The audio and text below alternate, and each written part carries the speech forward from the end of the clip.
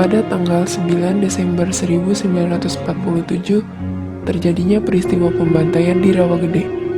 Pembantaian keji yang dilakukan kolonial Belanda di Indonesia terletak di Desa Balongsari, Kecamatan Rawamerta, Kota Karawang. Tepatnya pada koordinat 6 derajat 14 menit 283 detik lintang selatan dan 107 derajat 19 menit 599 detik bujur timur di antara Karawang dan Bekasi. Pembantaian Rawagede terjadi pada periode agresi militer Belanda yang pertama, alih-alih mengakui kemerdekaan Indonesia yang telah diproklamasikan Agustus 1945. Belanda malah berusaha mengembalikan kekuasaan kolonialnya. Pasca proklamasi, para pejuang Republik makin bersemangat melakukan perlawanan terhadap Belanda.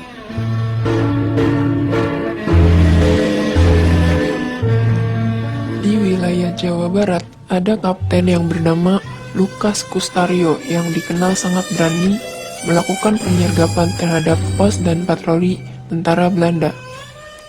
Kapten Lukas Kustario dijuluki dengan Begundal Karawang. Tentara Belanda berusaha menangkapnya, hidup atau mati.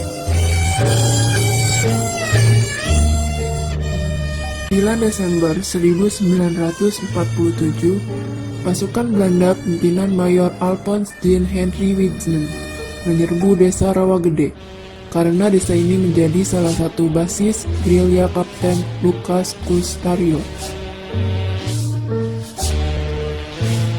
Mereka menggeledah rumah-rumah penduduk untuk mencari para pejuang dan penduduk laki-laki dewasa dari umur 15 tahun. Bila ditemukan laki-laki dewasa, ia akan disuruh keluar sambil mengangkat tangan di atas kepala. Apabila melawan atau melarikan diri, langsung tentara Belanda akan menembaknya hingga mati. Adapun mereka yang tertangkap dikumpulkan di perkarangan rumah atau di tempat yang cukup luas. Mereka disuruh berbaris menghadap ke belakang. Setelah itu, satu persatu mereka ditembaki dengan jarak tembaknya hanya 3 meter.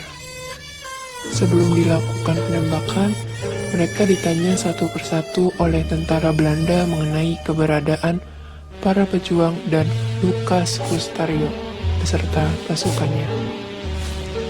Mereka tidak memberitahu di mana para pejuang dan Lukas Kustario berada. Sebulan setelah peristiwa Rawagede, Indonesia melaporkan kejadian tersebut kepada Committee of Good Offices on the Indonesian Question.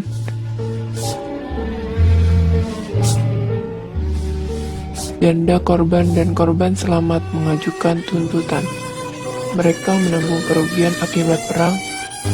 Gugatan warga Rawagede dikabulkan, mewajibkan pemberian ganti rugi kepada para penggugat. Setiap penggugat memperoleh ganti rugi sebanyak atau sekitar 243 juta rupiah. Monumen Rawagede dibangun pada bulan November 1995. Setelah itu, diresmikan pada tanggal 12 Juli 1996. Monumen ini dikelola oleh Sukarman yang sekaligus menjadi ketua Yayasan Rawagede. Monumen Rawagede adalah kenangan sebuah peristiwa yang menjadi pembantaian dari ratusan rakyat sipil Karawang.